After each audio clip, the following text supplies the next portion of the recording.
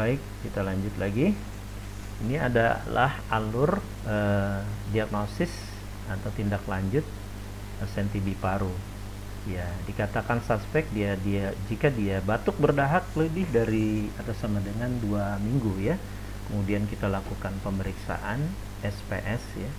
Jika salah satu pemeriksaan dahaknya S saja positif, itu menunjukkan bahwa dia langsung TB ya. Apalagi kalau pemeriksaan dahak sewaktu pagi dan sewaktu itu positif ketiga-tiganya, ini langsung dia didiagnosis TB. Maka setelah itu langsung dilakukan pengobatan sesuai dengan pengobatan pedoman nasional ya.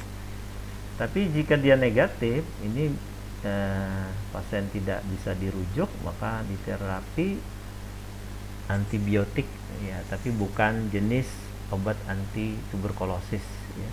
Jika mengalami perbaikan, maka dia pasti ya, atau bukan TB. Tapi jika dia tidak mengalami perbaikan, maka sebaiknya dites ulang dahaknya.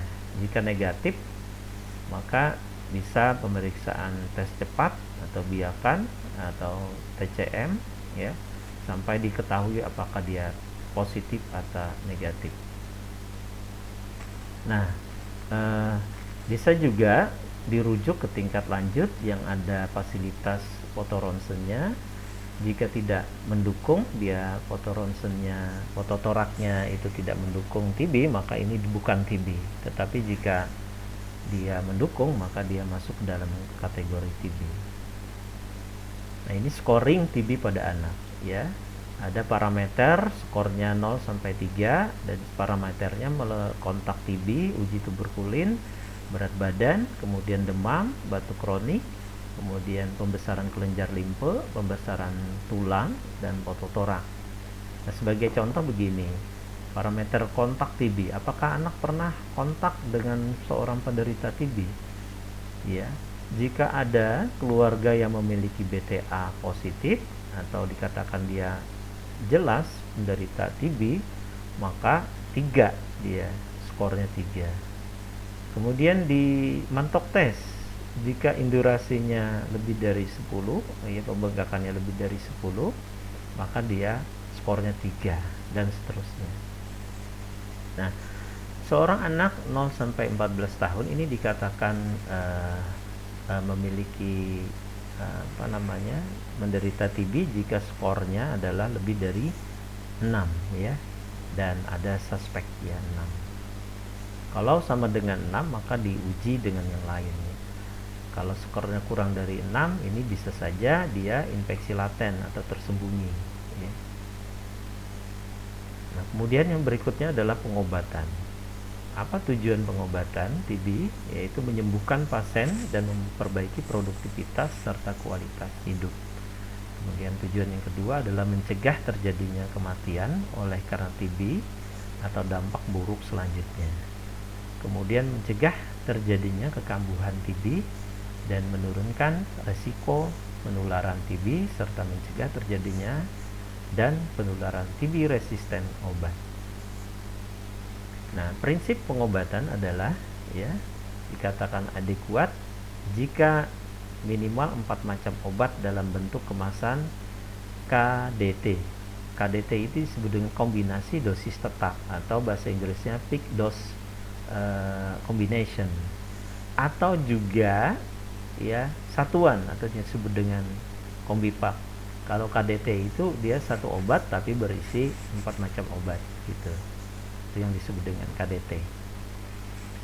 Dosisnya harus disesuaikan dengan parameter berat badan ya, kemudian ditelan secara teratur dan diawasi oleh PMO ya. Kemudian pengobatan diberikan dalam 2 tahap, yaitu tahap awal dan tahap lanjutan. Tujuan untuk tahap awal ini menurunkan jumlah kuman dan meminimalkan pengaruh dari sebagian kecil kuman yang mungkin sudah resisten. Sementara tujuan tahap lanjutan yaitu membunuh sisa-sisa kuman yang masih ada dalam tubuh dan mencegah terjadinya kekambuhan. Nah, ini yang paling penting. Lama pengobatan TB tergantung dari klasifikasi pasien TB. Misalnya kalau TB dengan pasien baru itu 6 bulan, harus 6 bulan ya. Kemudian kalau TB MDR ini bisa sampai mencapai 2 tahun ya. Ya, 2 tahun.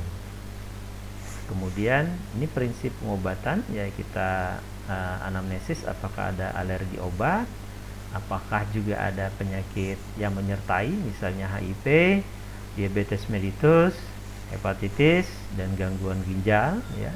Kemudian timbang berat badan dan identifikasi kontak erat atas rumah.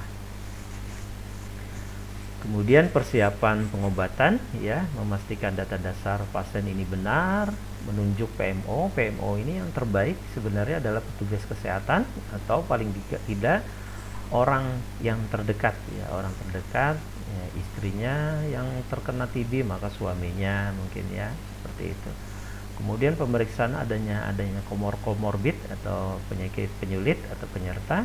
Kemudian kunjungan rumah oleh petugas fasilitas pelayanan kesehatan dan lain sebagainya. Kemudian ini jenis obat lini pertama meliputi isoniazid, rifampicin, pyrazinamide, streptomycin dan ethambutol. Ya, ini sama. Nah, ini lini kedua yang diberikan untuk kategori 2 nanti kalau pasien baru itu termasuk kategori 1 nanti lini kedua ini. Ini lini kedua. Nah, ini panduan obat Indonesia ya. Kategori 1 yaitu ada 2 jenis. Jenis yang ini apa namanya? Kombipak, yang di bawah ini adalah KDT ya. H ini adalah sekali lagi isoniazid, R ini adalah rifampicin, Z ini adalah pyrazinamide, E ini adalah ethambutol. 2 ini menunjukkan apa? Lamanya dalam bulan ya, jadi 2 bulan. Kalau kemudian dipisahkan oleh garis miring, berarti ini tahap awal dan ini tahap lanjutan ya, lanjutan. 4 ini adalah apa? 4 ini lamanya bulan ya. Maka 2 bulan diberikan apa? HRZE. Kemudian 4 bulan berikutnya diberikan RH ya. Nah, kalau yang KDT ya 2 bulan sama. Kemudian di sini dalam 1 minggu itu 3 kali. Ini ada 3-nya. Dalam 1 minggu itu diberikan 3 kali rifampicin dan isoniazid ya, INH. Dalam seminggu itu 3 kali selama 4 bulan atau 16 minggu ya.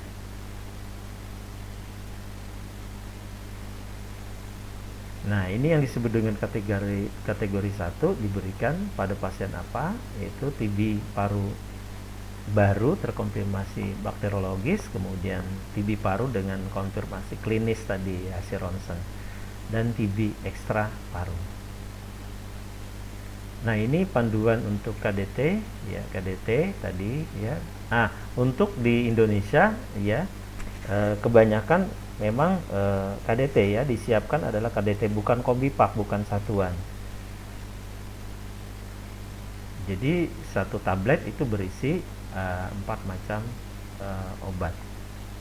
Nah, untuk berat badan 30 sampai 37 itu 2 tablet KDT ya.